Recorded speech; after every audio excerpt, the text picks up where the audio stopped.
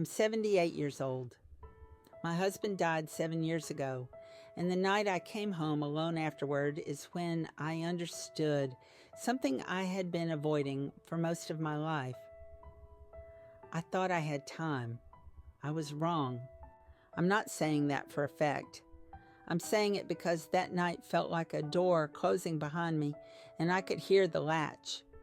The house was quiet in a way it had never been before. Not peaceful, just empty. His shoes were still by the door. One pair tipped over on its side. I remember noticing that. I stood there longer than I needed to, holding my keys because I didn't know where to put myself anymore.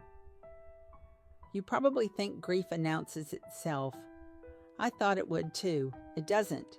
It settles. The bed felt larger, not in a comforting way, in a wrong way.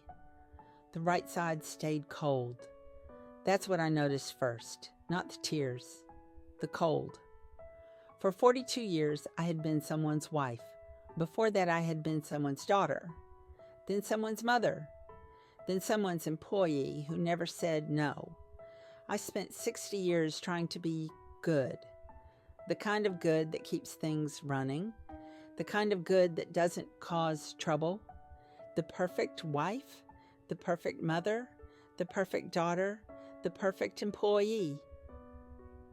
And this is the part people don't warn you about. Being good can erase you. I didn't notice it when it started. You probably won't either. When I was in my 20s, it all felt reasonable, necessary even. We had bills, we had plans, we had mouths to feed and expectations to meet. Saying yes felt like maturity. My husband worked long hours. I filled the gaps. I packed lunches. I ironed shirts. I remembered birthdays. I learned how to anticipate needs before they were spoken. That was praised. People said I was strong. I believed them. Our kitchen was small back then. Yellow counters, a table with one leg shorter than the others. I'd wedge a folded napkin underneath so it wouldn't wobble. I did that every morning while the coffee brewed. That's how my life worked. Quiet adjustments. No one noticed. Things stayed upright. You probably think that kind of life feels full. I thought it did. The days were busy. The calendar was crowded.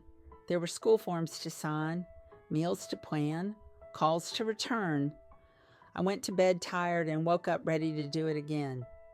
This is the dangerous part. Being needed can feel like being alive. I told myself I'd rest later. I told myself it was a season. I told myself this was just what adulthood looked like. By my 40s, people stopped asking how I was. They assumed I was fine. I assumed it too. There's a photograph from that time. It's in a drawer now. We're standing in front of a lake, my husband's arm around my shoulders. I'm smiling, but my shoulders are tight. You can see it if you look long enough. I remember that day. I remember thinking about dinner. That's what autopilot looks like. You're present, but you're not there. I don't say that to blame anyone. No one took anything from me. I gave it away in pieces, so small I didn't feel them leaving. By the time I turned 71, things had slowed down. The children were grown. The house was quieter. That's when I thought I'd finally arrived somewhere. I was wrong. The turning point wasn't dramatic. It was a Tuesday. I was standing in the hallway, holding my coat, and I couldn't remember where I was supposed to be going. There was nowhere urgent to be, and instead of relief, I felt panic. That was the moment, the first honest one. If I wasn't needed, who was I? You probably think freedom feels light. I thought it would. It felt empty. That's when I realized I had lived on instructions for so long that I didn't recognize my own voice anymore. I didn't know what I liked. I didn't know what I wanted to say when no one was waiting for me to finish. This is the part where the story usually turns hopeful. Mine didn't. 7 years ago, my husband got sick. It wasn't sudden. That almost made it worse. Hospitals have a smell you never forget, cleaner and something else underneath it. I sat in the same chair for hours, holding my purse on my lap like it was a rule. He slept a lot near the end. I talked anyway. I told him about the weather, about the neighbor's dog, about a recipe I never tried. There were other things I could have said. I didn't know how. You probably think love makes words easier. It doesn't. Habit does.